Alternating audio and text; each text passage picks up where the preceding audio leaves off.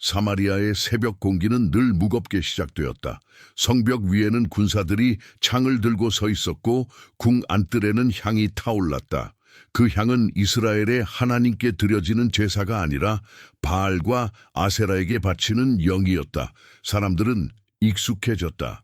신하들은 고개를 숙였고 제사장들은 외국 신의 이름을 부르는 입술을 부끄러워하지 않았다. 이 집에서는 그것이 권력의 냄새였다. 이 집에서는 그것이 안전이었다. 이 집에서는 그것이 진리라고 가르쳐졌다.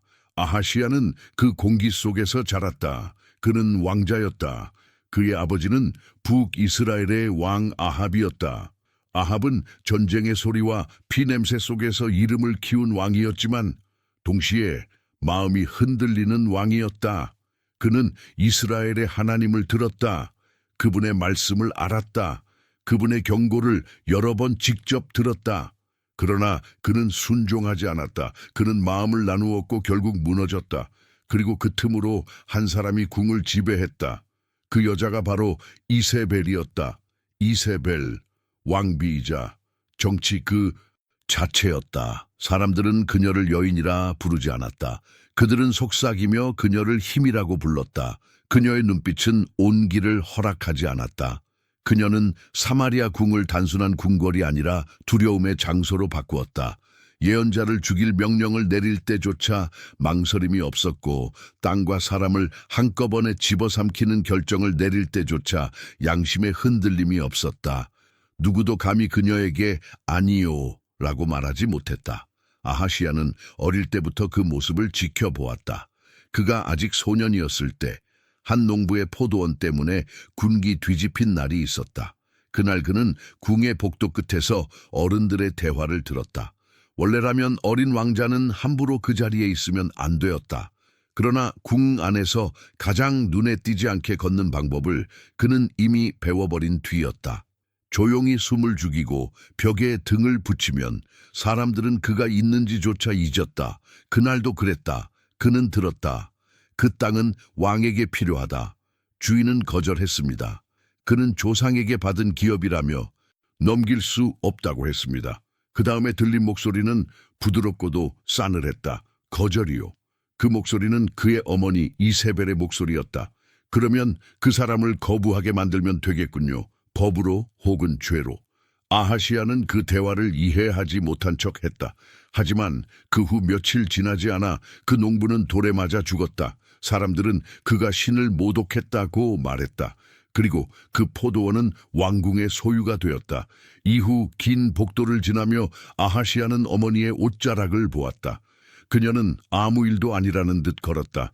그 순간 소년이었던 그는 조용히 마음속에서 어떤 배움을 새겼다. 힘은 진실보다 앞선다. 죄책감은 약한 자들의 언어다. 원하는 것은 설령 피로 물들지라도 끝내 손에 쥐게 된다. 그것이 그의 교육이었다. 그의 아버지 아합은 다른 방식으로 가르쳤다. 아합은 그를 어깨에 앉혀 전쟁터 이야기를 들려주곤 했다. 왕은 혼자가 아니다. 아합은 말했다. 왕은 동맹을 가진다. 왕은 거래를 한다. 그 거래가 깨지면 피를 흘린다. 그래서 우리는 약해 보이면 안 된다. 아합은 아들이 두려워하는 것을 싫어했다. 겁먹은 눈은 왕의 눈이 아니라고 말했다. 그러나 이상하게도 아합 자신의 눈에는 늘 얇은 두려움의 막이 깔려 있었다. 마치 언제든 자신에게 닥칠 심판을 알고 있는 사람처럼. 아하시야는 그런 아버지를 존경하면서도 이해하지 못했다. 왜 강해지려 하면서 그토록 흔들리는가? 왜 권력을 쥐고 있으면서도 늘 무언가를 두려워하는가? 왜 마음속 깊은 곳에서는 자신이 틀렸다는 걸 알고 있는 사람의 표정을 짓는가? 소년의 눈에는 아버지의 불안이 미스터리였고 동시에 약점이었다. 그리고 약점은 금지된 것이었다. 그는 자라며 자신의 이름이 단순한 이름이 아니라 표식이라는 것을 알게 되었다. 사람들은 그를 부를 때 조용히 주변을 살폈다. 왕자 아하시야께서 라고 말할 때 신하들의 목소리는 부드러웠지만 그 안에 깔려있는 감정은 부드럽지 않았다. 그것은 존경이 아니라 계산이었다. 이 아이는 언젠가 왕이 된다. 그러면 지금 내가 웃을지 아니면 목을 잃을지 결정될 것이다. 궁정 사람들의 미소는 칼집 같았다. 얇고 벼려 있었다. 아하시야는 그런 얼굴들 사이에서 자랐다. 사람을 믿는 법보다 사람을 읽는 법을 먼저 배웠다. 누가 충성스럽게 보이지만 내일 다른 편에 설 사람인지, 누가 약해 보이지만 실제로는 칼을 쥐고 있는지, 누가 침묵하지만 침묵으로 협박하는지. 그는 어릴 때부터 감각적으로 알아챘다. 이곳은 사랑으로 유지되는 집이 아니었다. 이곳은 균형 위에 세워진 집이었다. 그리고 그 균형은 언제라도 피 한 방울로 기울 수 있었다. 어머니와 아버지 사이의 공기도 그에게 학교였다. 그 둘은 부부였지만 동맹에 가까웠다. 아합은 왕위의 안정을 원했고 이세벨은 영향력의 확장을 원했다. 그들이 나누는 많은 대화는 부드럽지 않았지만 서로를 필요로 했다. 아하시야는 그것을 보았다. 그는 정치가 단순히 왕이 명령하고 백성이 따른다 라는 단순한 구조가 아님을 어린 나이에 이해했다. 정치란 욕망과 두려움이 서로를 조이는 매듭이었다. 그 매듭을 잡는 사람이 곧 통치자였다. 혈통만으로는 충분하지 않았다. 피는 문을 열어주지만 두려움은 방을 지배한다. 그는 그것을 잊지 않았다. 이 시기 이스라엘은 겉으로는 번영의 그림자를 가지고 있었으나 속은 갈라지고 있었다. 사마리아의 시장에는 이방 도시들에서 들여온 물건들이 쌓였다. 상아로 장식된 그릇, 이국의 향료, 금으로 둘러싼 마차 장식. 부유층은 더 화려해졌고 궁 가까운 자들은 더 부유해졌으며 먼 성읍의 백성은 더 지쳐갔다. 우상 숭배는 단지 종교 문제가 아니었다. 그것은 구조였다. 바알과 아세라의 제사장은 단순한 종교인이 아니라 권력의 관리인이었다. 그리고 그 체계의 한 가운데에 이세벨이 있었다. 이 모든 것 안에서 아하시야는 이스라엘의 하나님에 대해 거의 듣지 못한 것은 아니었다. 들었다. 아주 분명하게 들었다. 때때로 궁 가까이에 불려온 한 노인이 왕 앞에서 담대하게 말하는 장면도 보았다. 그 노인은 땅에 먼지처럼 거칠었고 눈빛은 타오르는 불길처럼 흔들림이 없었다. 그는 아합 앞에서도 두려워하지 않았다. 심지어 이세벨 앞에서도 굴복하지 않았다. 그 노인을 볼 때마다 군근 긴장했다. 병사들조차 손을 무의식적으로 칼에 얹었다. 그의 이름은 엘리야였다. 아하시야는 어릴 때 그 장면을 처음 본 후 한 가지를 깨달았다. 궁 안에서 모든 이가 두려워하는 인물이 둘 있었다. 하나는 이세벨이었다. 다른 하나는 엘리야였다. 소년의 마음속에 그 사실은 이상한 균열을 남겼다. 왜 모두가 어머니를 두려워하는 것처럼 그 사람을 두려워하지? 그는 그 질문을 입 밖으로 꺼내지 않았다. 이 집에서는 어떤 질문은 바로 죽음을 불렀다. 해가 바뀌고 사마리아의 돌길 위로 아하시야의 발걸음이 더 무거워질 즈음 그는 더 이상 아이가 아니었다. 그의 어깨는 넓어지고 그의 시선은 단순한 호기심의 시선이 아니라 판단하는 시선이 되었다. 이제 신하들은 그 앞에서 말을 조심했다. 누군가는 그를 주인님이라 불렀다. 처음 들었을 때 그는 가슴이 묘하게 떨렸다. 두려움과 기쁨과 책임감이 한꺼번에 얽힌 감정이었다. 그러나 그 감정은 곧 차갑게 굳어졌다. 그 감정을 오래 드러내는 것은 약점처럼 보일 수 있었다. 그는 이미 알고 있었다. 그의 삶은 단순히 개인의 삶이 아니었다. 그는 왕의 아들로 태어났다. 그는 어머니의 도구일 수도 있었고 아버지의 후계일 수도 있었다. 그러나 더 깊은 곳에서 그는 한 가문의 징표였다. 사람들은 그의 이름에 기대를 얹지 않았다. 사람들은 그의 이름에 두려움을 얹었다. 아합의 집은 끝나지 않는다. 그 말이 그에게는 축복이 아니라 사슬처럼 들렸다. 때로는 밤에 잠이 오지 않았다. 사마리아의 바람은 건조하고 거칠었고 궁의 돌벽은 낮 동안의 열을 오래 붙잡았다. 그 열이 천천히 식어가는 동안 그는 천장을 바라보았다. 그리고 스스로에게 물었다. 내 아버지가 만든 이 길에서 나는 벗어날 수 있을까? 아니면 그냥 걸을 뿐일까? 그는 아직 답을 갖지 못했다. 그리고 솔직히 말하면 그는 답을 구하려 하지도 않았다. 그에게는 다른 본능이 더 컸다. 살아남아야 한다. 그게 먼저였다. 도덕은 나중이었다. 그러나 이미 그때부터 조용히 굳어지고 있던 것이 있었다. 마음의 방향. 아하시아는 어릴 적부터 자신에게 반복해서 말해왔다. 우리는 약해지지 않는다. 우리는 꺾이지 않는다. 우리가 원하는 것은 우리가 취한다. 그 말은 그의 어머니의 방식이었고 그의 아버지의 변명 위에 세워진 구호였다. 그는 그 말을 자기 가슴에 새겨 넣었다. 그 문장은 나중에 그의 길을 결정하게 될 것이다. 그리고 그의 마지막 숨까지 따라붙게 될 것이다. 이렇게 해서 한 남자가 만들어지고 있었다. 이름은 아하시아. 그는 여전히 왕좌에 앉지 않았다. 아직 왕관은 그의 이마에 얹히지 않았다. 그러나 그의 내면에는 이미 왕의 그림자가 자라고 있었다. 피로 물든 가르침, 두려움으로 짜인 통치, 신을 거래하려는 습관, 그리고 회개 없는 야망. 그는 그 모든 것을 품은 채 조용히 서 있었다. 그리고 사마리아는 아직 몰랐다. 이 집이 곧 자기 미래를 결정할 것이라는 것을. 전쟁의 소식은 늘 갑자기 도착했다. 그러나 그날의 소식은 단순한 전투가 벌어졌다가 아니었다. 그것은 궁 전체의 공기를 바꾸는 소식이었다. 왕이 다치셨습니다. 사마리아 궁의 한가운데 신하들은 서로를 밀치듯 오갔다. 발소리는 빨랐고 목소리는 낮았다. 두려움은 언제나 큰 소리로 말하지 않는다. 두려움은 속삭임으로 번진다. 긴 복도를 지나며 사람들은 시선을 바닥으로 떨구었다. 병사 하나가 무릎을 꿇고 숨을 몰아쉬며 전가를 전했다. 그의 갑옷에는 먼지가 붙어 있었고 옷자락에는 말라붙은 피가 얼룩져 있었다. 그 피가 누구의 것인지 아무도 묻지 않았다. 모두가 이미 알고 있었기 때문이었다. 왕께서 전차 안에서 화살을 맞으셨습니다.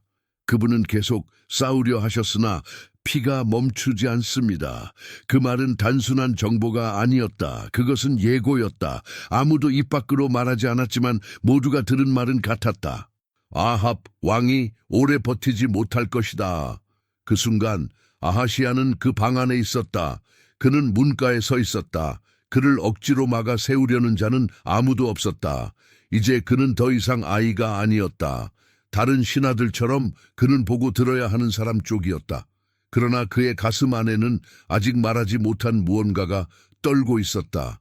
그것은 두려움이었다. 어릴 적부터 그는 두려움을 얼굴에 드러내지 않는 법을 배웠다. 하지만 배운 것과 느끼는 것은 같지 않았다. 그의 목 안은 마르고 손가락 끝에는 미세한 떨림이 있었다. 아합은 그저 한 남자가 아니었다. 그는 방패였다. 완벽하지 않은 방패, 금이가 있는 방패, 때로는 제 손으로 구멍을 만드는 방패였지만 그래도 방패였다. 방패가 쓰러지면 창은 바로 다음 표적을 찾는다. 그 다음 표적은 누구인가? 모두가 알고 있었다. 아하시야였다. 왕께서 돌아오십니다. 전령이 말했다. 아직 살아계십니다. 그 말은 방 안의 숨을 잠시 붙잡아 주었다. 살아있다. 살아있다. 살아있다. 그 단어는 마치 얇은 줄처럼 모두의 목을 잠깐 지탱해 주었다. 그러나 그것은 안도의 소리가 아니었다. 그것은 시간 벌기의 소리였다. 아직 준비를 끝낼 시간이 조금 남아있다는 뜻이었다. 아하시아는 그 말 위에 바로 현실을 얹었다. 준비해야 한다. 그는 감정보다 먼저 계산했다. 그는 아버지의 침실을 떠올리지 않았다. 그는 왕좌를 떠올렸다. 한순간 스스로를 미워했다. 너무 빠른가? 그러나 그 질문은 곧 사라졌다. 궁에서 오래 살아남은 사람은 누구나 안다. 슬픔은 조용히 하고 권력은 신속하게 잡는 것이다. 늦으면 빼앗긴다. 그는 어머니를 찾았다. 이세벨은 울지 않고 있었다. 아무도 그럴 거라 기대하지도 않았다. 그녀는 눈에 물기를 띠지 않은 채로 서 있었다. 그러나 그 얼굴은 가만히 있는 것이 아니었다. 그녀는 이미 움직이고 있었다. 눈동자가, 턱의 긴장이, 손가락의 각도가. 그것은 한 여인이 남편의 생사를 듣는 순간의 얼굴이 아니었다. 그것은 통치자가 위기 상황에서 다음 수를 계산하는 얼굴이었다. 군대는 어떻게 정리하고 있습니까? 그녀의 첫 질문은 그것이었다. 왕께서 아직 전선에 계십니다. 한 장교가 말했다. 왕은 싸움을 멈추지 말라고 명하셨습니다. 아하시아는 그 말을 들으며 미묘한 감정을 느꼈다. 자부심과 분노가 한 번에 밀려왔다. 왜 아직도? 그는 속으로 중얼거렸다. 아합은 자신을 아끼지 않았다. 아니, 더 정확히 말하면 아합은 스스로를 신중하게 지키는 순간과 완전히 무모하게 던지는 순간 사이를 끊임없이 흔들었다. 지금은 후자였다. 치명상을 입은 몸으로 전체 기대에 서서 싸움을 계속하라 명하는 왕. 사람들은 그 광경을 충성으로 기억할지도 모른다. 그러나 아하시아는 알았다. 그것은 충성의 문제라기보다 절박함의 문제다. 약해 보이고 싶지 않다. 아합은 죽어가면서도 체면을 지키고 있었다. 정말로 왕이 살아 돌아올까? 그 질문은 어느 누구도 입 밖에 내지 못했다. 심지어 아하시아도. 그러나 모두가 그 질문을 가슴 깊은 곳에 붙잡고 있었다. 해질 무렵 전차가 돌아왔다. 군사들이 피 묻은 갑옷을 벗겨내고 붕대를 감으려 했으나 붕대는 금방 검붉게 젖었다. 복도 바닥에 묻은 피는 물로 닦아냈지만 피 냄새는 벽에 남았다. 피 냄새는 기억보다 오래 남는다. 그 냄새는 궁의 모두에게 하나의 사실을 말했다. 왕은 무너지려 한다. 아하시아는 그 방에 들어갈 수 있었다. 다른 형제들보다, 다른 친족들보다 더 깊이 들어갈 수 있었다. 그는 어린아이였을 때보다 훨씬 키가 컸지만 그 방에 들어가는 순간 다시 작아지는 기분이 들었다. 피와 기름과 땀의 냄새 속에서 그는 아버지를 보았다. 아합의 얼굴은 창백했지만 눈빛은 아직 불이 꺼지지 않았다. 그것이 이 남자의 복이자 저주였다. 그는 죽음이 다가오는 것을 보면서도 끝까지 눈을 감지 않았다. 그는 마지막까지 모든 것을 조종하려 들었다. 심지어 자기의 마지막 숨조차. 아버지, 아하시아의 목소리는 낮았다.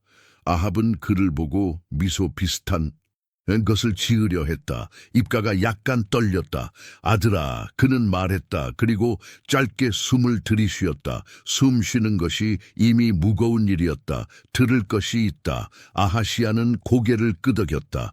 그는 그 순간조차 감정을 먼저 내보이지 않았다. 이것은 마지막 가르침일 수 있었다. 마지막 유언은 단어가 아니라 방향을 남기는 것이다. 그는 그것을 알았다.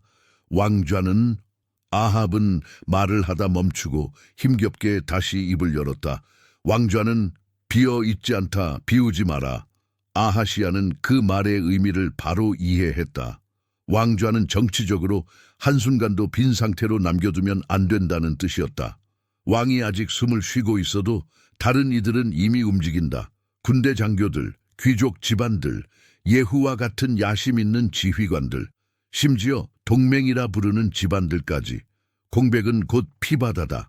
주변 나라들은 그 빈틈을 노린다. 왕이 쓰러지는 순간 국경은 약해진다. 그러면 피 흘리는 건 백성이다. 하지만 먼저 무너지는 건 왕실이다. 아합은 또 한마디를 덧붙이려 했다. 그러나 그 말은 끝까지 완성되지 못했다.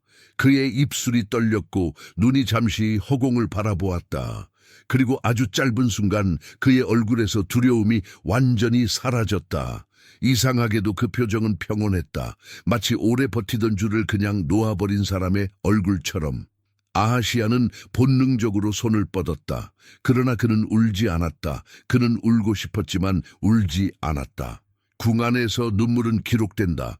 누군가는 나중에 그것을 이용한다. 그는 그 순간 약했다고, 그는 마음이 흔들렸다고, 그런 말은 칼이 된다.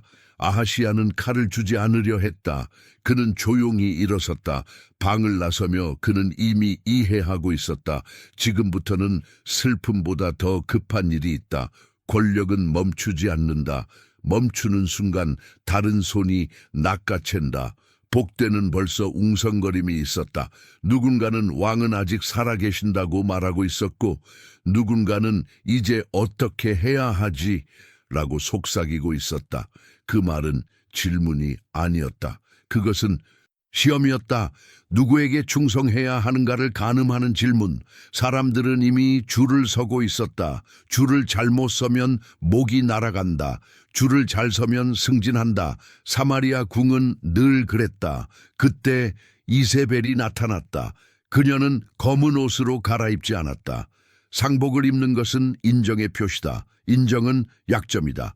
그녀는 여전히 왕비처럼, 아니 왕처럼 걸었다. 그녀는 이미 모든 눈이 자신에게 쏠려 있다는 것을 알고 있었다. 그리고 그 시선을 즐겼다. 모두 나가라. 그녀는 말했다. 사람들은 나갔다. 아무도 질문하지 않았다. 그녀의 목소리는 칼이었다.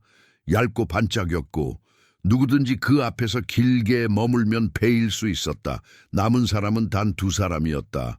이세벨 그리고 아하시야. 그녀는 그를 똑바로 바라보았다. 그 눈빛에는 슬픔보다 더 강한 것이 있었다. 그 눈빛은 요구였다. 지금 넘어지면 안 된다. 그녀는 입술을 열었다. 이제부터 너는 약해 보이면 안 된다. 아하시아는 대답하지 않았다. 그 말은 새로움이 아니었다. 그것은 그의 인생 내내 들었던 말의 반복이었다. 그러나 오늘 그 말의 무게는 달랐다. 이제 그 말은 훈련이 아니라 명령이었다. 선택이 아니라 길이었다. 너는 왕이 될 것이다. 이세벨은 계속 말했다. 그 자리는 네가 태어날 때부터 준비된 자리다. 너 말고는 아무도 앉을 수 없다. 아무도 앉아서는 안 된다. 그녀는 아주 짧은 침묵을 두었다. 그리고 마지막에 필요한 말을 말했다. 우리는 무너지지 않는다. 듣고 있니? 아하시아는 고개를 끄덕였다. 그 순간 그는 깨달았다. 이제부터 우리는 이라는 말은 단지 가족을 가리키는 말이 아니었다. 그것은 체제를 가리켰다. 바알의 재단과 궁정의 구조와 공포로 유지되는 통치 전부를 묶는 말이었다. 우리는 무너지지 않는다. 그것은 단순한 문장이 아니라 이 집의 신조였다. 밤이 되었다. 사마리아 위로 어둠이 내려앉았다. 그러나 궁 안은 어둡지 않았다. 횃불이 타올랐고 문 뒤에서 속삭임이 더 깊어졌다. 문 하나가 닫히면 다른 문이 열렸다. 누군가는 이미 거래를 시도하고 있었고 누군가는 이미 충성을 맹세하고 있었고 누군가는 이미 배신을 팔고 있었다. 아하시아는 조용히 혼자 걸었다. 그의 그림자는 기둥 위에 길게 늘어졌다. 그는 아직 공식적으로 왕이 아니었다. 왕관은 아직 그의 머리에 얹히지 않았다. 그러나 그도 알았고 모든 사람도 알았다. 이제 시간 문제일 뿐이었다. 그는 마지막으로 아버지의 방을 돌아보았다. 피냄새는 여전히 공기 속에 남아있었다. 그 순간 한 생각이 그의 마음에 깊이 내려앉았다. 이제 나다. 그 생각은 결심처럼 들렸지만 깊은 곳에서는 공포였다. 그러나 그 공포조차 그는 눌렀다. 그는 어릴 때부터 배운 그대로 스스로에게 속삭였다. 우리는 약해지지 않는다. 그리고 사마리아의 왕자는 조용히 다음 주인을 기다리고 있었다. 사마리아 성문은 그날 새벽부터 닫히지 않았다. 도시 한가운데를 지나는 큰 길에는 먼지가 떠 있었고 병사들은 갑옷을 정리한 채 줄을 맞추고 서 있었다. 행진은 전쟁을 위한 것이 아니었다. 그것은 안정감을 보여주기 위한 장치였다. 이 나라는 여전히 질서를 가진다. 왕은 살아있다. 권력자는 정해져 있다. 이런 인상을 백성의 눈에 심어주기 위해 준비된 무대였다. 사실 모두 알았다. 이건 애도라기보다 승계였다. 아합의 피가 아직 완전히 식지 않았는데도 궁 안에서는 움직임이 빨랐다. 신하들은 이미 입을 바꾸어 말하고 있었다. 어제까지만 해도 왕께서는 이라고 하던 입술이 그날부터는 주군께서는 이라고 말했다. 그리고 그 주군은 아하시아였다. 그 변화는 조용하지만 잔인했다. 충성은 사람에게 주어지는 것이 아니라 자리에 붙는다. 자리는 움직이고 충성도 함께 움직인다. 아하시아는 그 사실을 알고 있었다. 그래서 그는 놀라지 않았다. 놀라지 않는 척한 것이 아니었다. 정말로 놀라지 않았다. 오히려 그는 마음속으로 아주 오래 기다린 문이 열리는 소리를 듣고 있었다. 그는 준비되지 않은 소년이 아니었다. 그는 어릴 때부터 궁의 냄새를 맡고 자랐다. 혈통이 왕을 만든다고 말들은 하지만 사마리아에서 왕은 피만으로는 만들어지지 않았다. 왕은 위기 속에서 증명되어야 했다. 그는 그 위기 한가운데에 서 있었다. 궁의 넓은 방 안, 돌기둥이 양쪽에 늘어선 자리에서 그에게 왕좌가 제시되었다. 좌석은 단순한 나무나 돌이 아니었다. 그것은 상징이었다. 아버지의 그림자, 어머니의 야망, 이스라엘의 두려움, 그리고 백성의 불안까지 모두 엉켜있는 자리였다. 그 자리에 앉는 순간 그는 단지 한 남자가 아니라 나라가 되는 것이었다. 앉으십시오, 주인님. 신하가 말했다. 그리고 물러섰다. 그 물러섬은 복종의 몸짓이었지만 동시에 시험의 몸짓이었다. 네가 진짜 이 자리를 감당할 수 있나 보자. 모든 시선이 그를 무겁게 눌렀다. 아하시야는 천천히 걸어가 왕좌 앞에 섰다. 그의 손은 떨리지 않았다. 가슴은 빠르게 뛰고 있었지만 그는 그것을 숨겼다. 그는 손가락을 등 뒤로 깍지 끼어 안정된 자세를 만들었다. 이는 그가 어릴 적 거울 앞에서 수없이 연습한 자세였다. 허리를 곧게 세우고 턱을 너무 높이지 말고 눈을 마주칠 때는 피하지 말되 오래 잡지 말고 강하게 보이되 자만으로 보이지 않게 위협적으로 보이되 불안정하게 보이지 않게. 그는 그 모든 것을 이미 알고 있었다. 그는 앉았다. 그 순간 방 안의 공기가 미세하게 흔들렸다. 소리 없는 파도 같았다. 무릎 꿇는 소리가 줄을 타고 번졌다. 왕이시여, 누군가 말했다. 그리고 그것은 방 안 전체에서 반복되었다. 왕이시여, 왕이시여. 단어는 같았지만 목소리마다 의도가 달랐다. 누군가는 진심으로 살기 위해 그 말을 했고 누군가는 그 말로 자신의 미래 자리를 사려 했다.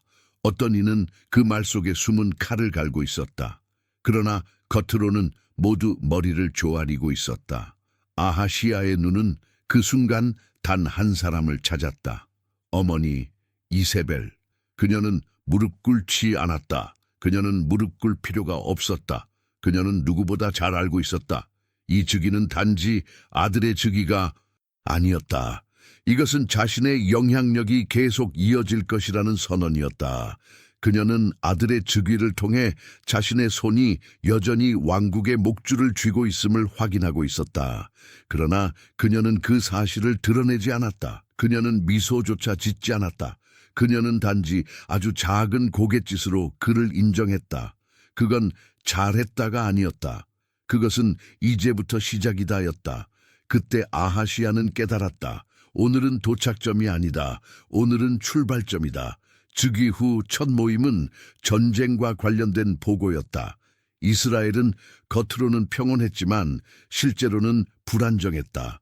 국경은 여러 방향에서 시험받고 있었고 주변 나라들은 이 집안이 약해졌다고 믿고 있었다. 왕이 바뀌면 늘 벌어지는 일이다. 왕의 이름이 달라지는 순간 동맹은 다시 계산되고 적들은 다시 가능성을 점친다. 장교 하나가 무릎을 꿇고 말했다. 시리아 쪽은 아직 움직임을 멈추지 않았습니다. 그들은 우리가 혼란에 빠졌다고 생각합니다. 우리는 혼란에 빠졌나? 아하시야가 물었다. 질문은 짧았다. 그러나 그 질문은 단순한 정보 확인이 아니었다. 그것은 선언이었다. 내 앞에서 우리가 약하다고 말해 보아라. 네 혀가 어디까지 남는지 보겠다. 장교는 곧바로 머리를 숙였다. 아닙니다, 주인님. 우리는 준비되어 있습니다. 거짓이었다. 그러나 그 거짓은 필요했다. 그리고 그 거짓을 강요받을 수 있다는 사실 자체가 새 왕이 이미 궁을 장악하고 있음을 증명했다. 아하시야는 작게 고개를 끄덕였다. 좋다. 사마리아 안에서 불안이 커지는 것을 막아라. 누구든 약함을 떠들면 즉시 침묵시켜라. 외부로 새어나가는 소문은 내 허락 없이는 존재하지 않는다. 그 말은 단순한 정치적 지시가 아니었다. 그것은 통치의 방식이었다. 그의 아버지는 종종 주변의 눈치를 봤다. 예언자의 말을 듣고 마음이 흔들리기도 했고 동맹을 지키려 하고 반항과 두려움 사이에서 줄을 탔다. 그러나 아하시야는 달랐다. 그는 흔들리는 것을 경멸했다. 어릴 때부터 그는 흔들리는 왕은 죽는다라는 것을 온몸으로 배웠다. 그래서 그는 스스로에게 약속했다. 나는 절대 약해 보이지 않는다. 약해 보인 순간 나는 먹힌다. 이날 그 약속은 통치 방식이 되었다. 왕이 된다는 것은 단순히 앉는 문제가 아니었다. 가장 먼저 치러야 하는 것은 시선이었다. 이날 오후 귀족 가문 대표들이 차례대로 그 앞에 섰다. 그들은 화려한 옷을 입고 있었고 각자의 권세를 몸에 걸치고 있었다. 그들의 말은 모두 비슷했다. 저희 가문은 새 왕께 충성을 맹세합니다. 그러나 그 말의 진짜 뜻은 모두 달랐다. 우리에게 손대지 마라. 우리에게 더 많이 달라. 우리를 적으로 두지 마라. 우리는 위험하다. 아하시아는 그중 몇몇을 오래 바라보지 않았다. 오래 바라보면 그들이 그는 나를 경계하고 있군이라고 느낀다. 경계를 들키면 상대는 먼저 물어뜯는다. 정치의 첫 법칙 중 하나는 이것이었다. 칼을 들고 있되 칼을 들었다는 표정을 짓지 마라. 대신 그는 미소를 배웠다. 얇고 차갑지만 예의 있는 미소. 상대가 그 미소를 보고 그가 나를 신뢰하는구나 라고 착각하게 만들 수 있는 미소. 그러나 동시에 함부로 하면 내가 사라질 수도 있겠지라는 불안을 남기는 미소.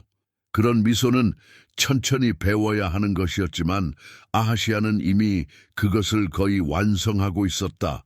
그는 부드럽게 말했다. 너희의 충성은 기억될 것이다.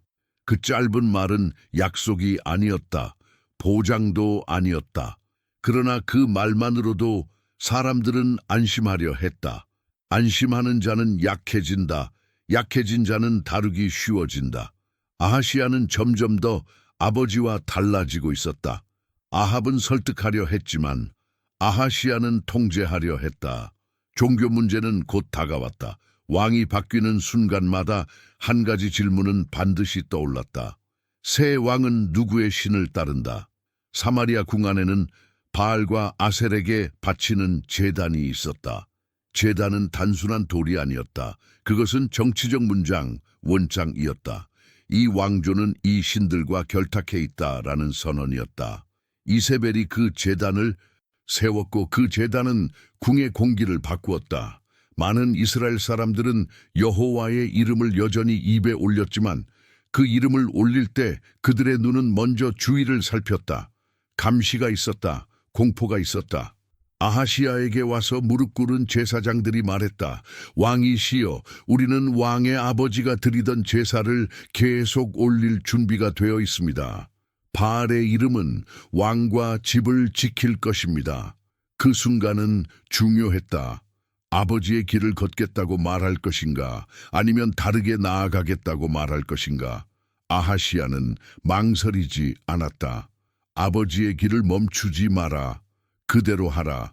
그의 목소리는 흔들리지 않았다. 그 말은 방 안에 있던 모든 사람에게 분명한 신호였다. 나는 돌아서지 않는다. 나는 이 길을 계속 간다. 어떤 귀족은 안도의 숨을 쉬었다.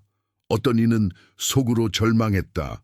어떤 이는 조용히 이를 갈았다. 하지만 누구도 소리내어 반대하지 못했다. 반대는 위험했다. 특히 지금은. 아하시아는 왜 망설이지 않았을까? 그것은 단순히 어머니의 영향 때문만은 아니었다. 그는 이미 오래전부터 다른 선택을 진심으로 생각해 본 적이 별로 없었다. 그에게 있어서 신은 권력과 연결된 대상이었다. 신은 무릎 꿇는 마음의 주인이 아니라 통치의 안정장치였다. 신에게 묻는 이유는 구원을 위해서가 아니라 생존을 위해서였다. 그에게 있어 신앙은 방패였다. 그리고 방패는 기능만 하면 된다. 진실일 필요는 없다. 그는 마음속으로 결심했다. 나는 변하지 않는다. 나는 부드러워지지 않는다. 부드러움은 틈이다. 틈은 칼을 부른다. 그 생각은 이후 그의 모든 선택을 지배하게 된다. 심지어 그의 마지막 순간까지도. 그날 밤 그는 혼자였다. 처음으로 왕좌의 방이 비어 있었다. 신하들도 물러났다. 병사들도 문 밖으로 이동했다. 촛불이 벽마다 타고 있었고 기둥의 그림자가 마룻바닥 위로 길게 드리워졌다. 낮 동안에는 그 방이 온 나라의 중심처럼 느껴졌지만 밤이 되자 그 방은 거대한 빈 껍데기처럼 느껴졌다. 너무 조용했고 너무 넓었고 너무 무거웠다. 그는 왕좌에 앉지 않았다. 그는 그 앞에 서 있었다. 가까이, 손을 얹을 수 있을 만큼 가까이. 그러나 앉지는 않았다. 그는 느꼈다. 한 번 앉으면 다시 내려오기가 어려울 것이다. 한 번 앉으면 나는 그 자리와 묶인다. 나는 한 인간이 아니라 한 상징이 된다. 상징이 되는 순간부터 내 삶은 더 이상 내 것이 아니다. 그는 조용히 숨을 들이쉬었다. 그리고 아주 오래 붙들고 있던 말을 다시 속삭였다. 우리는 약해지지 않는다. 그 말을 반복하는 그의 목소리는 낮았지만 떨림은 없었다. 그것은 기도처럼 들렸다. 그러나 그것은 하나님께 드리는 기도가 아니었다. 그것은 자기 자신에게 드리는 맹세였다. 그 순간 그는 아직 알지 못했다. 강해지겠다는 그 맹세가 그를 지키지 못할 것이라는 것을, 그리고 그의 강함이 곧 그의 상처가 될 것이라는 것을. 사마리아 궁은 겉으로는 돌과 나무로 지어진 건물처럼 보였다. 그러나 그 안을 잘 아는 사람은 알고 있었다. 이곳은 두려움과 경계로 지탑지리타처럼 쌓여 있었다. 아하시야는 이제 그 중심에 있었다. 그는 사람들의 눈길을 통제할 줄 알았고 입을 묶는 법도 알고 있었고 충성의 흉내와 반역의 냄새를 구별할 줄도 알았다. 그는 자리를 잡아가고 있었다. 스스로도 그렇게 믿고 있었다. 문제는 그의 균형이 밖에서가 아니라 안에서 무너졌다는 것이다. 그날은 특별히 전쟁도 반역의 조짐도 없었다. 오히려 겉보기에는 안정된 날이었다. 정치적 위기는 겨우 눌려 있었고 사마리아의 거리에는 장사꾼들의 목소리가 흘렀다. 기름, 향료, 가죽, 금속 조각들. 백성은 여전히 세금을 내고 있었고 사람들은 여전히 왕의 이름을 입에 올리며 하루를 살고 있었다. 표면적으로는 평온했다. 바로 그 평온이 문제였다. 평온은 사람을 방심하게 만든다. 왕궁의 높은 방, 이슈의 바람이 잘 들어오는 다락방 같은 상부 침실은 아하시야가 자주 머무르던 공간이었다. 그곳은 단순히 잠을 자는 방이 아니었다. 그의 마음을 숨기는 방이었다. 왕의 얼굴에서 내려오고 아들로도 남편으로도 아닌 한 인간으로 돌아가는 짧은 틈을 허락하는 곳. 그 방은 위에 있었고 발코니와 비슷한 난간이 둘려 있었다. 사마리아의 건조한 바람이 들어올 때면 겉으로는 강한 왕도 잠깐은 한숨을 쉬었다. 그날도 그는 그 방에 있었다. 그는 의자에서 일어나 난간 쪽으로 걸어갔다. 생각이 무겁고도 빠르게 흘렀다.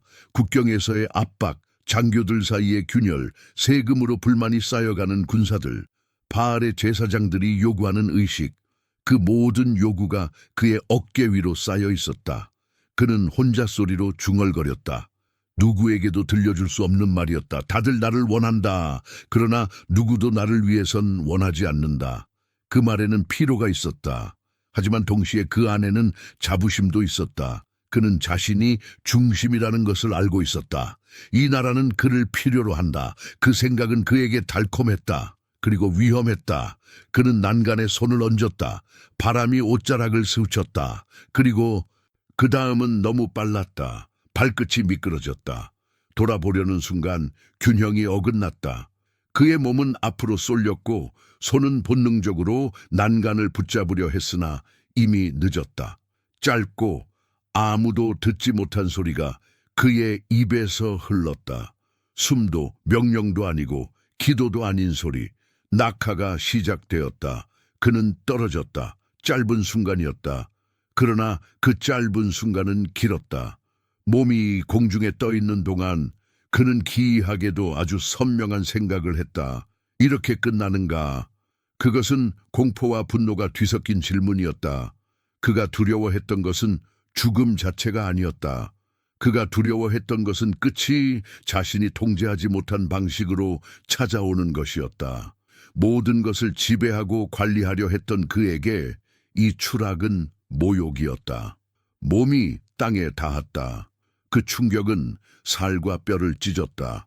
그의 등과 옆구리를 거칠게 내리쳐 뼈가 부서지는 소리가 안쪽에서 울렸다.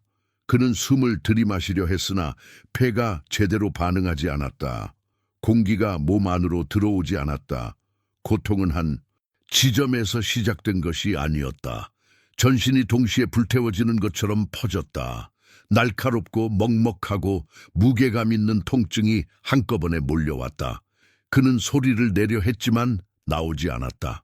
잠시 뒤 누군가 비명을 질렀다. 그 비명은 그의 것이 아니었다. 방 안의 시녀 중 하나였다. 이어서 병사들이 달려왔다. 갑옷이 부딪히는 소리가 울렸다. 급히 불린 궁의 의료인들이 허둥지둥 그의 몸을 들었다. 조심해라, 조심해라. 움직이면 안 된다. 숨을 쉬십니까, 왕이시여? 왕이시여, 들리십니까? 그는 들었지만 대답할 수 없었다. 입술이 떨렸다. 그의 시야는 열렸다 닫혔다를 반복했다. 천장이 흐릿해졌다가 선명해졌다가 다시 흔들렸다. 얼굴 위로 드리워진 불빛이 번졌다. 피 냄새가 코에 가득 찼다. 자신의 피 냄새였다. 피와 돌, 먼지의 냄새. 그 냄새는 굴욕처럼 달라붙었다.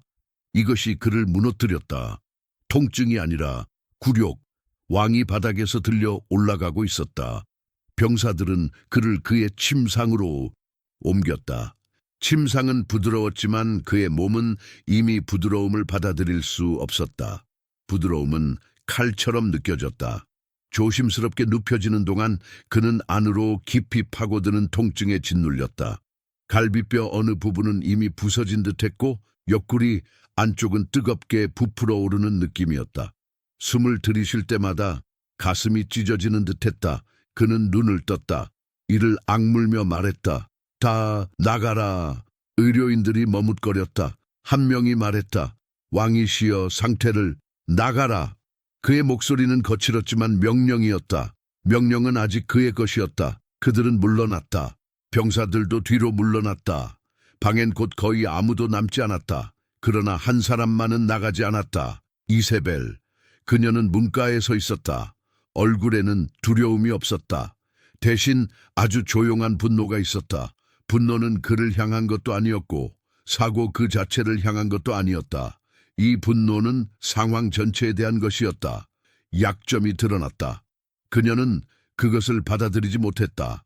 어떻게 된 일이냐? 그녀는 낮게 물었다. 아하시아는 대답하지 않았다. 숨 쉬는 것 자체가 시험이었고 말은 고통이었다. 그러나 그에게는 또 다른 이유가 있었다. 실수였다고 말하고 싶지 않았다. 실수라고 말하는 순간 그것은 기록된다. 왕은 부주의하게 떨어졌다. 그 한 문장은 나중에 무기가 된다. 그는 그 무기를 아무에게도 쥐어주고 싶지 않았다. 심지어 어머니에게도. 잠시 침묵이 있었다. 그 침묵은 무겁고 긴장으로 가득했다.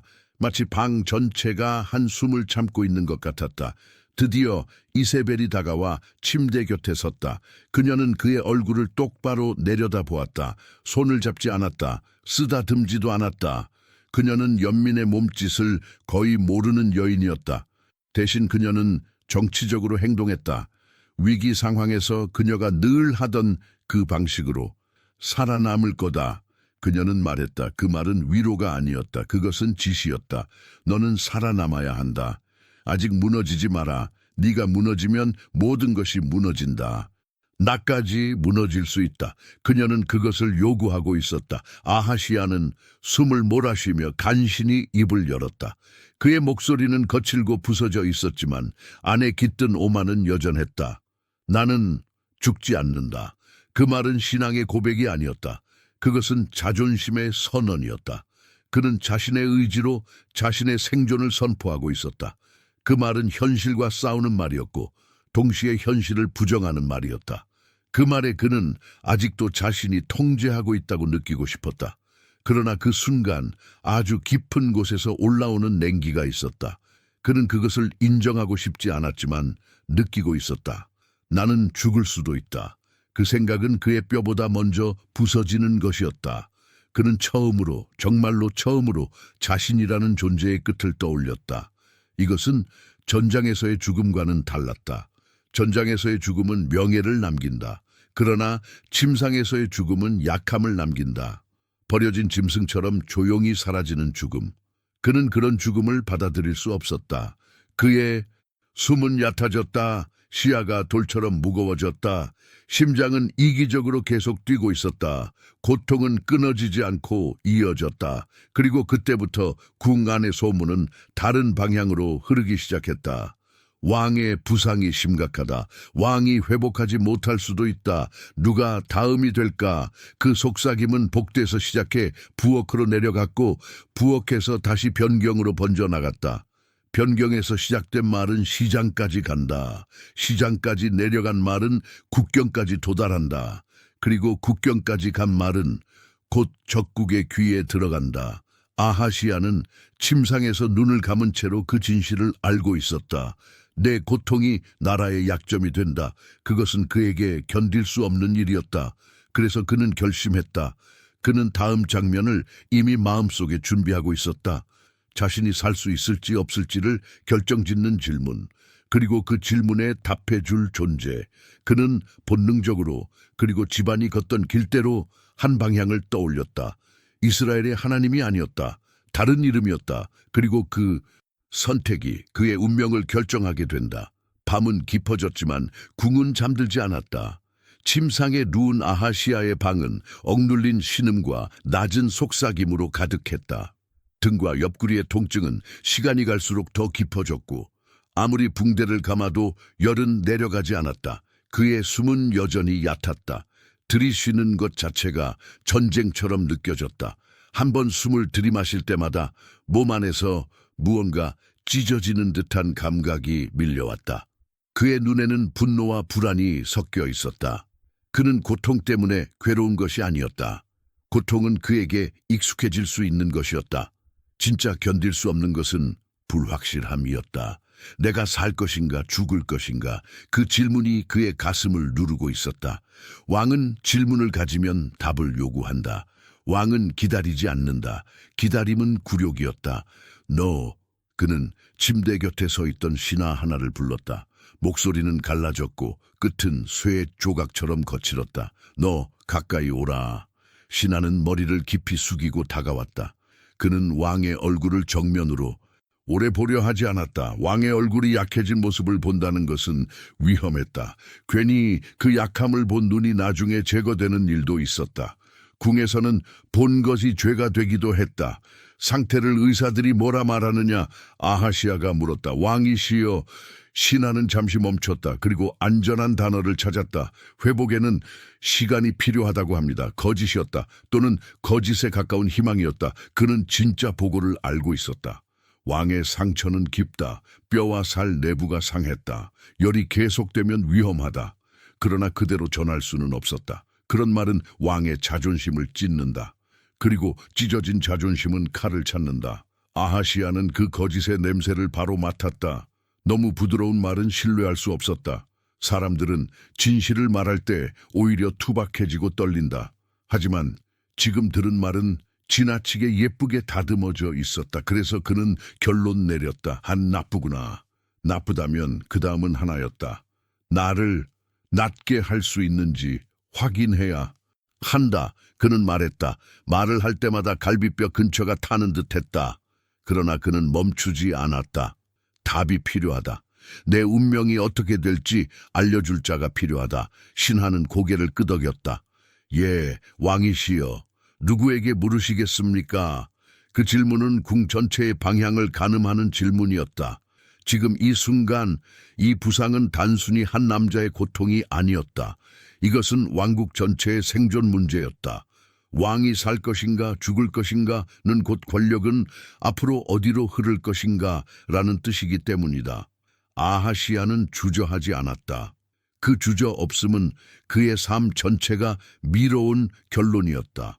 어릴 적부터 그가 본 것, 그가 들은 것, 그가 배운 것, 그가 받아들인 것의 끝은 이 선택으로 모였다. 에크론으로 사람을 보내라. 방 안의 공기가 순간적으로 멎은 것 같았다. 신하는 미세하게 얼굴이 굳었다. 하지만 그는 감히 그 감정을 오래 드러내지 않았다. 아하시아의 눈은 여전히 날카로웠다. 몸이 부서졌어도 그의 시선은 사람을 베었다. 에크론, 이옵니까? 왕이시여? 그래. 아하시아는 이를 악물듯 말했다. 바알세붑에게 물어라.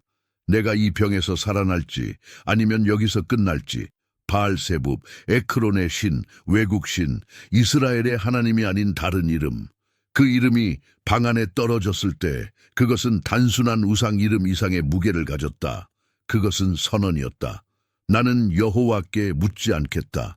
나는 이 길을 바꾸지 않겠다. 나는 우리 집의 방식대로 움직이겠다. 그것은 영적인 선택이었고 동시에 정치적 선택이었다. 그의 조상들은 여호와의 이름으로 나라를 세웠다. 그러나 그의 부모는 바알의 이름으로 나라를 유지하려 했다. 그리고 지금 아하시야는 그 길을 그대로 밟고 있었다. 그는 새로운 길을 열지 않았다. 그는 이미 닫혀있는 길을 강화하고 있었다. 그는 이 선택으로 자기 집안의 색을 굳혔다. 지금 당장 보내라. 그는 계속 말했다. 지금 이 순간부터 사마리아 전체는 내가 살아난다고 믿어야 한다. 내가 죽을 거란 소문은 단 한 번도 입 밖으로 나오지 않아야 한다. 들리느냐? 신하는 빠르게 무릎을 꿇었다. 예, 왕이시여. 그러나 아하시야는 그에게서 눈을 떼지 않았다. 그는 명확한 눈빛으로 확인하듯 다시 말했다. 에크론에 간다는 것을 아무도 모르게 하라. 백성은 이걸 약함으로 듣는다. 적들은 이걸 기회로 듣는다. 나약하다는 냄새가 새어나가면 국경에서 피가 흐른다. 그 말은 단순한 두려움이 아니었다. 그것은 통치자의 계산이었다. 그는 여전히 왕으로 생각하고 있었다. 몸은 무너졌지만 머리는 아직 권력을 붙잡고 있었다. 그는 자신의 상처조차 정보로 다루고 있었다. 내 부상은 비밀이다. 내 두려움은 비밀이다. 내 질문도 비밀이다. 신하는 머리를 숙인 채 대답했다. 제가 신뢰할 수 있는 자들을 보내겠습니다. 말을 빠르게 몰 수 있는 자들로. 빠르게가 아니라 조용하게. 아하시야가 말했다. 조용함이 먼저다. 그 말은 아하시야 자신에게도 상처였다. 그는 한때 사마리아의 가장 높은 곳에서 서 있던 자였다. 바람을 가르는 시선을 가졌던 자였다. 자신을 두려워하던 사람들의 무릎을 보며 만족하던 자였다. 그런데 지금 그는 누가 자신의 몸 상태를 알고 있는지, 누가 복도를 따라 어떤 소문을 흘리는지에까지 신경 써야 했다. 그의 위험은 아직 남아 있었지만 그의 몸은 그 위험을 지탱해주지 못하고 있었다. 그것이 그를 분노하게 했다. 그는 숨을 들이쉬며 말했다. 왕이다. 내가 죽는지 사는지는 내가 먼저 알아야 한다. 다른 누구도 아니다. 내가 먼저 안다. 나만 안다. 그 다음에야 다른 자들이 알게 된다. 그 목소리에는 한 가지가 더 섞여 있었다. 두려움과는 다른 것. 그것은 조급함이었다. 죽음이 다가온다는 공포보다 모르는 상태로 누워있다는 굴욕이 더 괴로웠다. 그는 통제하려는 자였다. 모든 것 위에 있으려는 자였다. 그래서 그는 자신을 살릴 수 있는 힘이라면 어디서든 끌어오고 싶었다. 심지어 그것이 이스라엘의 하나님이 아닌 다른 이름일지라도, 아니 정확히 말하면 그는 처음부터 이스라엘의 하나님께 물을 생각이 없었다. 그의 마음속에는 한 가지 확신이 있었다. 그분은 우리 편이 아니다. 그는 그렇게 믿고 있었다. 그는 어릴 때부터 보았다. 예언자 엘리야는 그의 집을 축복하지 않았다. 오히려 대적했다. 그의 아버지의 선택을 꾸짖었고 그의 어머니의 권세를 책망했다. 그 기억 속에 하나님은 우리를 돕는 분이 아니라 우리를 심판하러 오는 분이었다. 그런 분께 그는 묻고 싶지 않았다. 그는 자신의 편을 원했다. 그리고 바알세붑은 그에게 그 편처럼 보였다. 그에게 물어라. 아하시야는 다시 말했다. 한 단어 한숨마다 통증이 올라왔다. 내가 이 자리에서 일어날 것인지, 다시 걸을 것인지, 다시 명령을 내릴 수 있을 것인지, 다시 사람들 앞에 설 수 있을 것인지. 말은 점점 느려졌고 마지막에는 거의 속삭임이 되었다. 그는 자신의 고백이 약하게 들리는 것을 싫어했지만 몸은 그를 배신하고 있었다. 그는 고개를 돌렸다. 눈꺼풀이 무거웠다. 열 때문에 이마에 땀이 맺혔다. 입술은 메말라 갈라졌다. 그는 마지막으로 낮게 말했다. 나 없이 나라가 굴러가게 두지 마라. 그 말은 위임이 아니었다. 그것은 금지였다. 내가 죽더라도 내가 아직 죽지 않은 것처럼 다뤄라. 살아있는 왕처럼 나를 말하라. 왕의 빈자리를 인정하지 마라. 권력 공백이라는 단어가 입 밖으로 나오는 순간 반역은 그 단어를 집어들고 달린다. 신하는 즉시 나갔다. 그가 나가자마자 다른 두 사람이 불려왔다. 말 위에서 멀리까지 달릴 수 있고 입이 무겁고 왕에게 오래 충성해 온 사람들. 그들에게 위치와 목적지는 짧게만 전해졌다. 사마리아를 떠나 서쪽으로 속삭임이 오갔다. 에크론까지 간다, 묻는다, 돌아온다. 그 외엔 아무 말도 하지 않는다. 그들은 밤중에 떠났다. 말발굽 소리는 최대한 줄여졌다. 왕궁의 문은 조용히 열렸다가 닫혔다. 보초병들조차 자세히 묻지 않았다. 묻지 않는 것도 충성의 방식이었다. 모르는 것은 고통에서 벗어나는 방법이었으므로 아하시아는 침상에 홀로 남겨졌다. 방 안은 다시 고요해졌다. 촛불 몇 개만이 벽에 흔들리는 빛을 던지고 있었다. 순간순간 그의 의식은 끊겼다가 돌아왔다. 열은 여전히 오르고 있었다. 숨은 여전히 얕았다. 그는 천장을 바라보았다. 그리고 오랫동안 처음으로 혼자만의 목소리로 질문했다. 나는 끝나는가? 그 질문은 신에게 올려진 기도가 아니었다. 그것은 아직도 자신이 지배하고 있다고 믿는 자의 질문이었다. 그는 답을 기다리고 있었다. 에크론에서, 이스라엘 밖에서, 자신과 피로 묶이지 않은 신에게서. 그는 아직 몰랐다. 그 여정은 끝까지 가기도 전에 막히게 된다는 것을.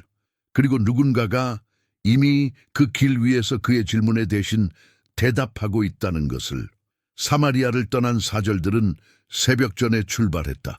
하늘은 아직 완전히 밝지 않았고 흙길 위에는 밤의 냉기가 남아 있었다. 그들은 갑옷을 입지 않았다. 눈에 띄고 싶지 않았기 때문이다.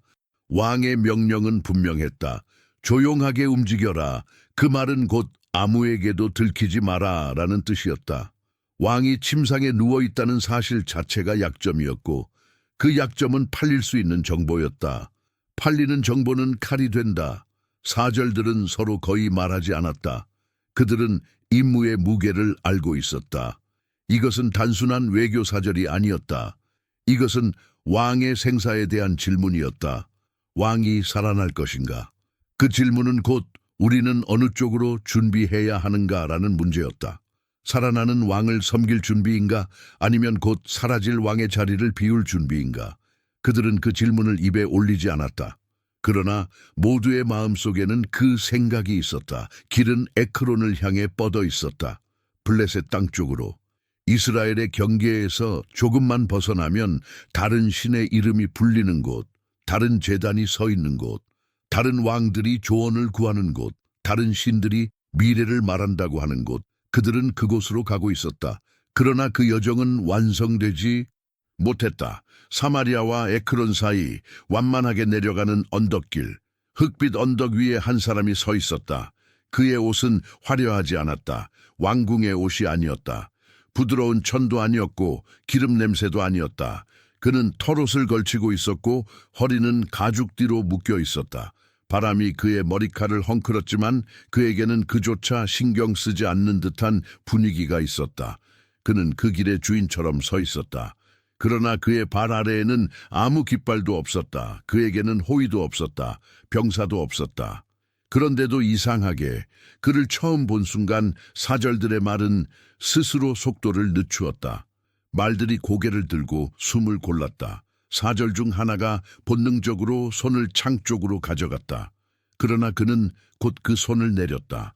그 사람에게서 풍겨오는 것은 칼로 겨룰 수 있는 종류의 위협이 아니었기 때문이었다. 그것은 다른 종류의 무게였다. 설명하기 어려운, 그러나 무릎을 굽히게 만드는 무게. 그 남자가 먼저 말했다. 어디로 가고 있느냐? 그의 목소리는 크지 않았다. 그러나 깊었다. 명령 같았다. 막을 수 없는 목소리였다. 사절들은 서로 눈치를 보았다. 이런 상황은 왕의 명령과 충돌할 수 있는 상황이었다. 아무도 모르게 가라. 그러나 지금 누군가가 이미 알고 있다. 그들의 위치, 그들의 목적, 그리고 누구의 사람인지. 사절 중 가장 나이가 많은 자가 입을 열었다. 우리는 사마리아의 왕 아하시아, 왕의 말씀을 전하러 가는 자들입니다. 그는 조심스럽게 말했다. 왕께서 병상에 누워 계십니다. 그래서 우리는 에크론으로 가는 길입니다. 그는 일부만 말했다. 그러나 숨기고 싶었던 핵심은 이미 드러났다. 왕은 병들어 있다. 이 말은 외부의 손에 넘어가면 치명적인 약점이었다. 그러나 지금 이 사람 앞에서는 이상하게 감추는 것이 무의미하게 느껴졌다. 숨이 막히는 기분이었다. 마치 그들의 마음도 이미 읽혀버린 것처럼 그 남자의 눈빛이 어두운 불과 같아졌다. 에크론으로 그는 되뇌었다. 바알세붑에게 묻기 위해 사절들의 얼굴이 굳었다. 그 말을 입 밖으로 낸 적이 없었다. 그 계획은 왕의 내실 안에서만 오갔던 계획이었다. 그런데 이 사람이 알고 있다. 어떻게? 누가 세웠는가? 아니 혹시 이것은 이미 누가 들었다의 문제가 아닌가? 그 남자는 천천히 그러나 망설임 없이 말을 이었다. 너희 주인에게 이렇게 전해라. 그 순간 공기가 바뀌었다. 바람이 한순간 멈춘 것처럼 느껴졌다. 땅이 조용해졌고 새 소리조차 들리지 않았다. 사절들은 자신도 모르게 고개를 약간 숙였다. 마치 왕 앞에 서 있는 것처럼. 그리고 그 남자가 말했다. 이스라엘에 하나님이 없어서 너희가 에크론의 신에게 묻으러 가느냐? 그 말은 칼처럼 사절들의 귀에 꽂혔다. 한 단어 한 단어가 신문이자 고발이었다. 그것은 단순한 정보 전달이 아니었다. 그것은 선언이었다. 이스라엘의 왕이 이스라엘의 하나님을 버리고 다른 신에게 간다. 너희 왕은 스스로를 이스라엘의 왕이라고 부르지만 이스라엘의 하나님께 묻지 않는다. 사절들의 목에 뜨거움이 올랐다. 수치였다. 그러나 그 수치는 모욕당한 수치가 아니었다. 들켜버린 수치였다. 그들 자신도 알고 있었다. 이 길 자체가 부끄러웠다는 것을. 하지만 그들은 어쩔 수 없었다. 왕이 보내면 가야 했다. 왕의 명령은 질문할 수 없는 것이었다. 그러나 지금 그 명령이 정면으로 멈춰섰다. 그 남자의 얼굴은 변하지 않았다. 그의 말투도 변하지 않았다. 그러나 다음 말은 더욱 무거웠다. 너희가 돌아가서 왕에게 전하라. 그가 누워있는 그 침상에서 내려오지 못할 것이다. 그는 반드시 죽게 될 것이다.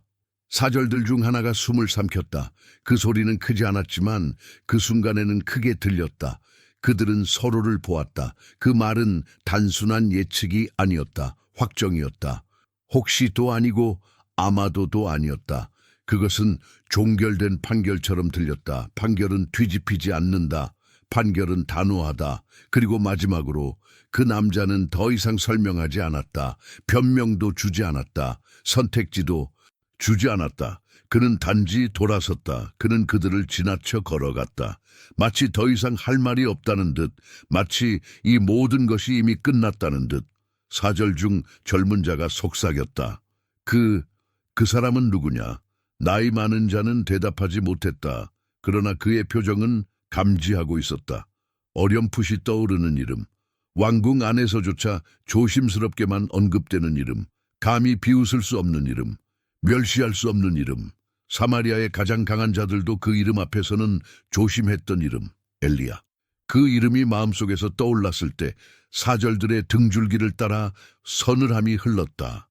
왜냐하면 그 이름은 단지 한 사람을 의미하지 않았다. 그것은 한 왕조 전체를 심판해온 목소리였다.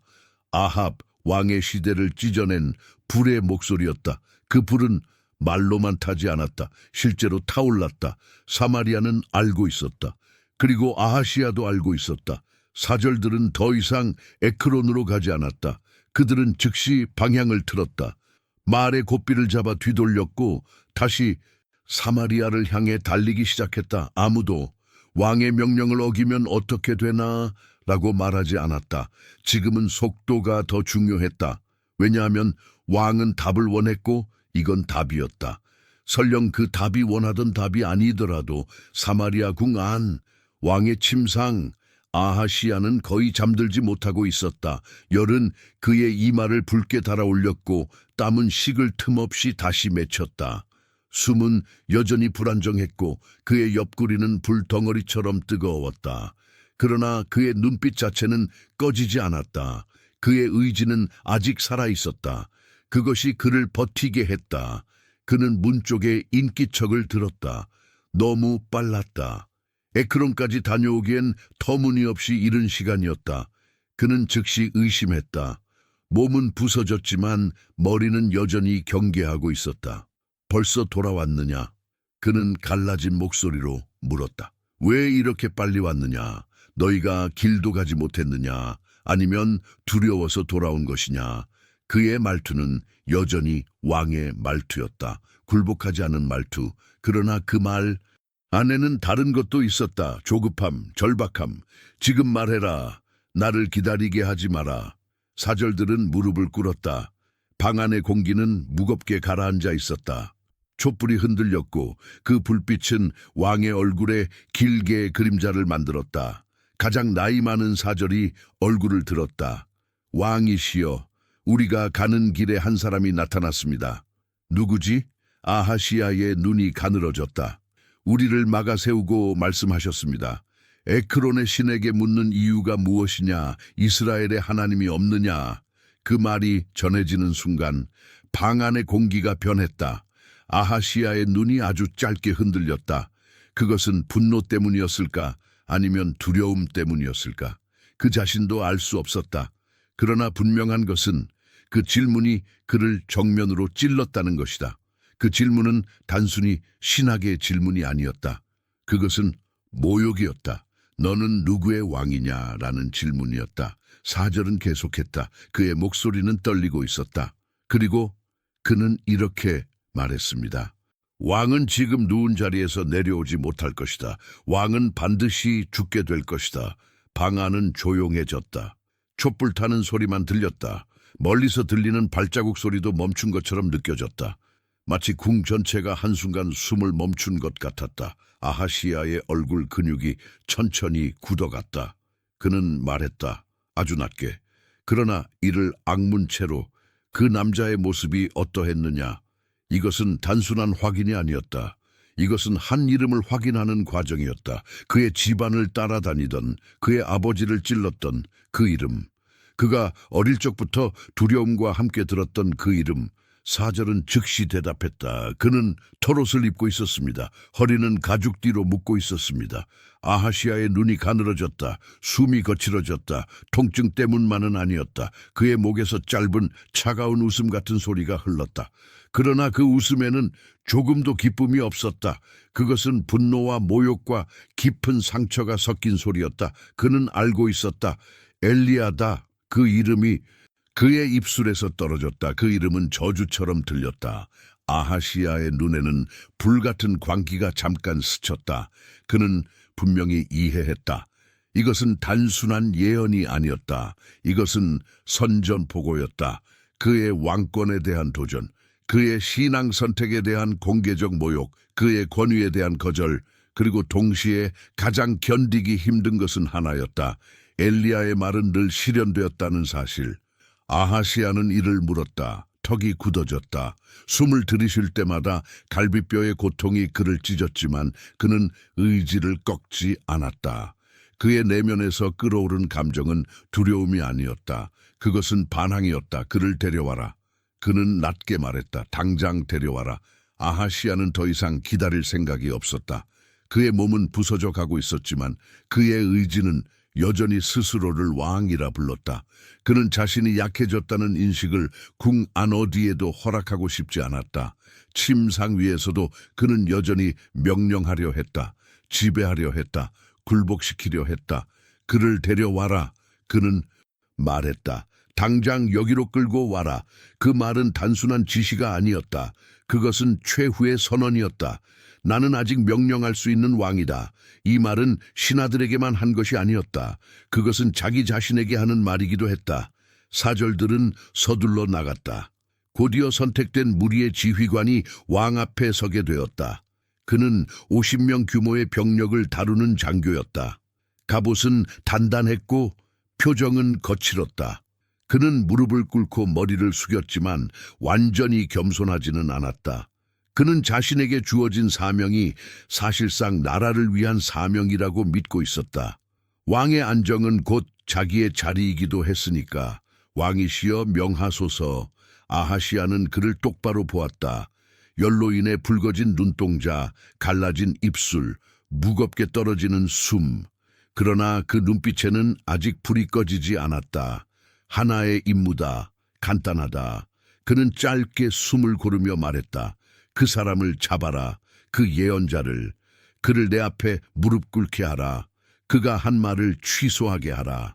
지휘관은 고개를 들었다. 왕께서 말씀하신 그 사람은 누구이옵니까? 아하시아의 턱이 굳어졌다. 엘리야다. 그 이름이 방 안에 떨어지는 순간 공기가 단단해졌다. 병사들은 눈에 보이지 않게 긴장했다. 엘리야라는 이름은 이스라엘에서 단순한 선지자의 이름이 아니었다. 그것은 불의의 이름이었다. 아합 시대를 찢고 바알의 제단을 모욕하고 하늘을 닫아 비를 멈추게 했다고 전해지는 남자. 왕조 앞에서도 굴복하지 않는 자. 누구에게도 정면으로 잡히지 않은 자. 잡으려 한 자들조차 사라졌다고 소문난 자. 그를 데려오라. 그 말은 단순한 체포 명령이 아니었다. 그것은 그의 말을 꺾어라라는 뜻이었다. 지휘관은 잠시 망설였다. 그러나 그는 머리를 숙였다. 명령을 받들겠습니다, 왕이시여. 엘리야는 언덕 위에 서 있었다. 그는 도망치는 사람이 아니었다. 그는 숨지 않았다. 그는 도발하듯 한자리에 서서 하늘을 마주보는 사람처럼 보였다. 그의 몸짓은 조용했지만 그 자리에 선 그의 존재 자체가 도전처럼 보였다. 먼지가 일었다. 장교와 그의 50명의 사람들은 무장한 채 다가갔다. 말에서 내린 장교는 일부러 위에서 내려다보듯 언덕 아래에서 멈추지 않았다. 그는 엘리야가 서 있는 조금 아래 지점까지 올라왔다. 그 거리는 조심스럽게 잡은 거리였다. 칼이 닿을 만큼 가깝지도 않지만 목소리가 명확하게 전달될 만큼 가까운 위치. 그는 크게 외쳤다. 하나님의 사람아, 왕께서 말씀하신다. 내려오라. 그 말에는 복합적인 의도가 담겨 있었다. 겉으로는 명령이었다. 그러나 그 안쪽에는 힘의 선언이 있었다. 너는 하나님의 사람이라고 불린다. 하지만 나는 왕의 사람이다. 왕의 말은 너보다 크다. 그러니 복종해라. 이것은 권위의 싸움이었다. 하나님의 이름과 왕의 이름이 마주서는 순간이었다. 지금까지 많은 이들은 이 싸움을 피하려 했다. 그러나 이 장교는 피하지 않았다. 그는 왕의 목숨과 자신의 미래를 같은 선 위에 올려놓고 있었다. 엘리야는 그의 말을 잠잠히 들었다. 그리고 아주 단순하게 대답했다. 내가 하나님의 사람이라면 그의 목소리는 조용했으나 흔들리지 않았다. 하늘에서 불이 내려와 너와 네 50명을 삼킬 것이다. 그 말은 겁을 주려는 말처럼 들리지 않았다. 그것은 비워진 선언처럼 들렸다. 차갑게 비워진 말, 이미 정해진 일에 대해 마치 보고하듯 말하는 어조. 그 안에는 감정이 거의 없었다. 그 순간 하늘은 조용했다. 그러나 다음 순간 조용함은 깨졌다. 불은 땅에서 올라온 것이 아니었다. 불은 칼끝에서 튀어오른 것도 아니었다. 그것은 위에서 내려왔다. 너무 빠르고 너무 강력하고 너무 분명하게 비처럼 내리는 불이 아니었다. 낙하하는 칼날 같았다. 무게를 가진 빛, 살아있는 심판. 지휘관은 비명조차 완성하지 못했다. 50명의 병사들이 그와 함께 땅에 쓰러졌다. 소리는 짧았지만 냄새는 길게 남았다. 불에 그을린 살 냄새, 탄 가죽과 금속의 냄새. 그 냄새는 살려둔 자들의 기억에 남는 냄새였다. 이 냄새는 사마리아까지 따라간다. 입으로 전해지고 두려움으로 부풀려지고 왕의 귀에 닿는다. 사마리아, 다시 왕의 침상, 아하시아는 여전히 누워 있었다. 그리고 그 소식은 그에게 전해졌다. 왕이시여, 첫 부대가 돌아오지 못했습니다. 그 말은 아주 조심스럽게 전해졌다. 그러나 진실은 숨겨지지 않았다. 누군가는 살아서 달아났고 그는 벌벌 떨리는 목소리로 보고했다. 하늘에서 불이 내려왔다. 그 장교와 그의 사람들은 사라졌다. 단숨에 아하시아의 눈이 차갑게 변했다. 고통으로 인해 흐려졌던 시선이 잠시, 아주 잠시 맑아졌다. 그의 분노는 열보다 더 뜨거웠다. 또 다른 부대를 보내라. 그는 주저하지 않았다. 그는 아직도 자신이 밀릴 거라 생각하지 않았다. 그는 아직도 자신이 명령을 통해 현실을 구부릴 수 있다고 믿고 있었다. 그의 사고방식은 변하지 않았다. 움직이면 굴복한다. 굴복하면 약해진다. 약해지면 먹힌다. 그는 자기 방식대로 싸우려 했다. 고개를 숙이지 않는 방식으로. 또 다른 장교가 불려왔다. 그의 얼굴에는 이미 공포가 있었다. 그는 방금 무슨 일이 있었는지 들었다. 그러나 왕 앞에서 그 공포를 숨겼다. 왕 앞에서 공포는 불충으로 보일 수 있었다. 아하시아는 그를 똑바로 보았다. 그의 목소리는 조금 더 거칠어졌고 숨은 짧아졌다. 그러나 그의 말은 여전히 명령이었다. 가서 그 사람에게 말하라. 하나님의 사람아, 왕의 명령이니 빨리 내려오라. 이번에는 더 강했다. 첫 번째 사절은 왕께서 말씀하신다였다. 두 번째 사절에게는 빨리 내려오라였다. 조급함이 붙었다. 즉각적 복종을 요구하는 어조. 그것은 단순히 잡아와라가 아니었다. 굴복시켜라였다. 그것은 엘리야를 단지 데려오는 것이 아니라 꺾으려는 시도였다. 두 번째 부대는 떠났다. 그들 역시 산길을 올랐다. 태양은 높게 떠 있었고 바위에서 반사되는 열기는 숨을 조이듯 올라왔다. 그 뜨거움보다 더 무서운 것은 그들이 올라가는 언덕 위에서 무엇을 보게 될지에 대한 불길함이었다. 혹시 아직도 그가 거기에 있을까? 그는 떠나지 않았을까? 그는 도망치지 않았을까? 아니었다. 엘리야는 여전히 거기 있었다. 거의 움직이지도 않은 것처럼 보였다. 마치 기다리고 있었다는 듯. 두 번째 장교는 겉으로 위험을 잡으려 했다. 목소리를 크게 내고 어깨를 세워 자신이 왕의 권위를 짊어지고 있다는 것을 보여주려 했다. 그러나 그 목소리에는 첫 번째 장교에게 없던 떨림이 있었다. 그 떨림은 엘리야도 들었다. 하나님의 사람아, 그 장교가 외쳤다. 왕의 명령이다. 어서 즉시 내려오라. 엘리야는 그를 바라보았다. 그의 얼굴에는 조롱도 없었다. 분노도 없었다. 오히려 슬픔에 가까운 그러나 미세하게 굳은 표정. 그 표정에는 이런 의미가 있었다. 너희는 아직도 이해하지 못했구나. 그리고 그는 말했다.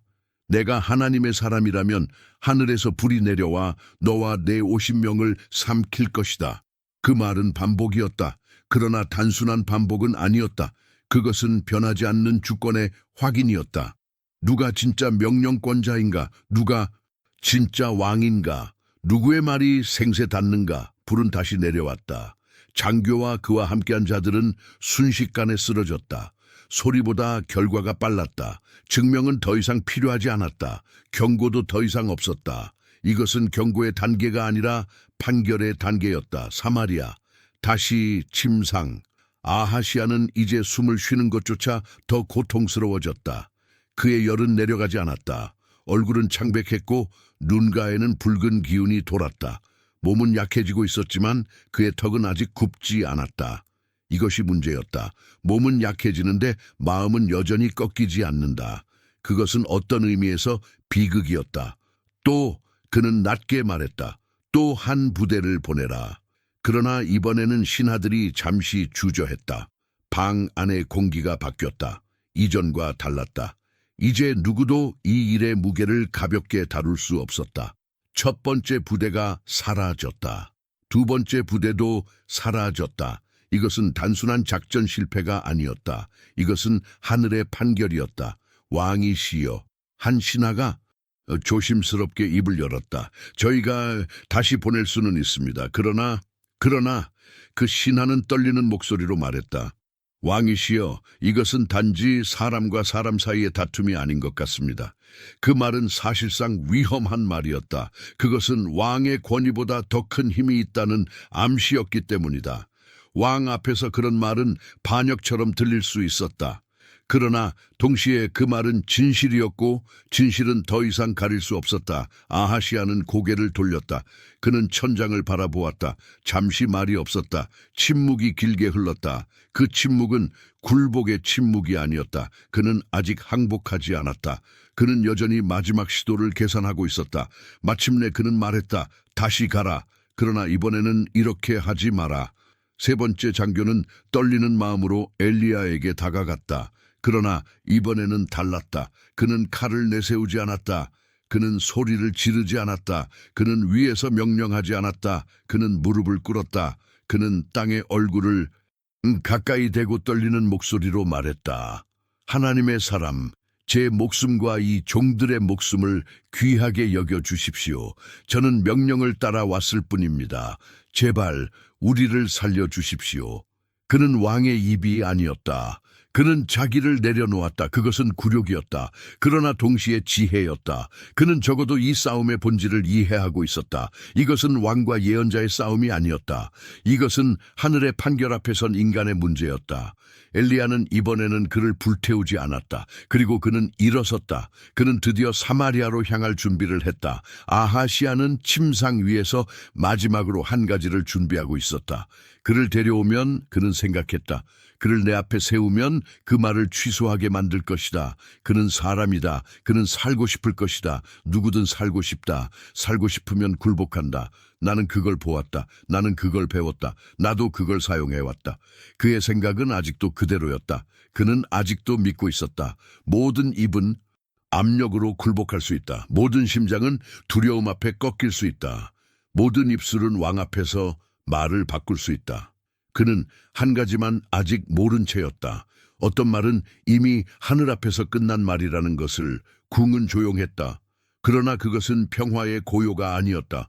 그것은 두려움의 고요였다. 소리가 줄어든다는 것은 항상 위험했다. 신하들은 발소리를 낮추었고 시녀들은 숨을 삼키며 움직였다. 아무도 크게 웃지 않았고 아무도 크게 울지 않았다. 모두가 알고 있었다. 사마리아의 왕궁은 지금 경계선 위에 있다는 것을. 아하시아의 방에는 향이 피워지고 있었다. 향은 병자의 방에서 흔히 피우던 것이었다. 그러나 이 방에서 피워진 향은 단순히 냄새를 감추기 위한 것이 아니었다. 그 향은 불안한 마음을 덮기 위한 가면 같았다. 부서진 왕의 몸, 불안한 나라의 중심, 다가오는 결말. 그 모든 것을 향 냄새가 가볍게 덮고 있었다. 덮고는 있었지만 감출 수는 없었다. 아하시아는 여전히 눕혀 있었다.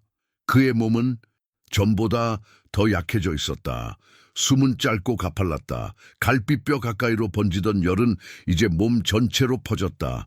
입에는 땀이 맺혔고 입술은 핏기가 사라져 있었다. 그는 더 이상 몸을 제대로 돌리지도 못했다. 손을 조금만 움직여도 통증이 온몸에 번졌다. 그러나 그의 눈빛은 아직 꺼지지 않았다. 그를 죽이고 있는 것은 고통이 아니었다. 그를 무너뜨린 것은 굴욕이었다. 침상에 묶인 왕, 스스로 걸을 수조차 없는 왕, 궁의 문을 지나 나라를 다스리는 것이 아니라 침대 가장자리조차 넘지 못하는 왕. 이 현실은 그에게 모욕이었다. 그에게 가장 잔인한 말은 약하다가 아니라 움직일 수 없다였다. 문이 열렸다. 사마리아가 두려워하던 사람이 드디어 들어왔다. 병사들의 긴장한 호흡, 서로를 살피는 시선, 억눌린 공기가 먼저 들어왔다. 그리고 뒤에 한 사람이 모습을 드러냈다. 털옷, 가죽띠, 햇빛에 그을린 얼굴. 그의 걸음은 서두르지 않았고 그 눈은 어떤 변명도, 어떤 거래도 필요하지 않은 자의 눈이었다. 그의 존재는 설명이 아니었고 설득이 아니었다. 그의 존재 자체가 하나의 선언이었다. 엘리야. 병사들은 그를 대하는 태도에서 이미 달라져 있었다. 첫 번째와 두 번째 부대는 칼을 들고 갔다. 세 번째 부대는 무릎을 꿇고 갔다. 그리고 이제 그를 모시듯 데리고 왔다. 그 흐름은 왕의 힘이 약해지고 있음을 보여주는 또 하나의 그림자였다. 아하시아는 그를 바라보았다. 눈빛에는 분노와 자존심과 불안이 뒤엉켜 있었다. 그러나 공포만은 드러내지 않으려 했다. 공포는 굶주린 짐승처럼 냄새를 맡는다. 공포를 보여주면 바로 물린다. 그는 그것을 알고 있었다. 그는 숨을 억지로 가다듬었다. 그리고 말했다. 너냐? 그 한 단어에 많은 것이 걸려 있었다. 나를 모욕한 자가 너냐? 내 이름을 더럽힌 자가 너냐? 이스라엘의 왕에게 심판을 말한 자가 너냐? 그것은 질문이었지만 동시에 고발이었다. 엘리야는 그 말에 답하지 않았다. 그는 왕의 감정에는 반응하지 않았다. 그는 협상하려 오지 않았다. 그는 자기 안전을 구걸하러 오지 않았다. 그는 무릎 꿇으러 온 사람이 아니었다. 아하시아의 숨이 조금 흐트러졌다. 그는 다시 힘을 모았다. 너는 내게 죽음을 말했지. 그가 말했다. 내가 누워있는 이 자리에서 일어나지 못할 거라고. 그렇지 않느냐? 엘리야는 조용히 대답했다. 그것은 나의 말이 아니다. 아하시아의 턱이 굳었다. 엘리야의 눈은 흔들리지 않았다.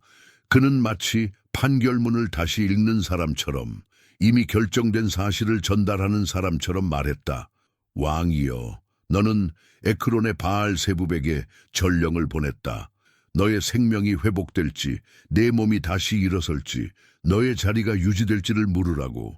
너는 이스라엘의 하나님께 묻지 않았다. 이스라엘의 하나님을 왕의 하나님으로 인정하지 않았다. 너는 그분을 찾아가지 않았다. 너는 그분을 부르지 않았다. 그 말은 칼 같았다. 엘리야는 이어서 말했다. 그의 음성은 크지 않았지만 방 안의 모든 숨을 가볍게 누르는 무게가 있었다. 그러므로 이렇게 말씀하신다. 네가 누워있는 이 침상에서 내려오지 못할 것이다. 너는 반드시 죽으리라.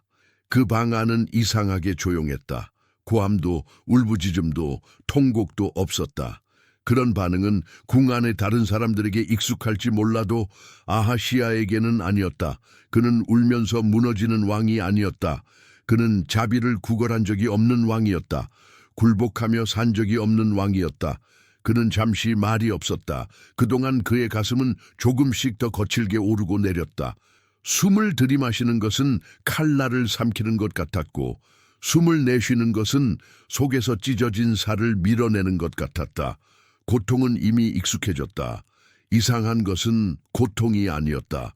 이상한 것은 절대 바뀌지 않던 그의 내면이 아주 조금씩 흔들리고 있다는 사실이었다.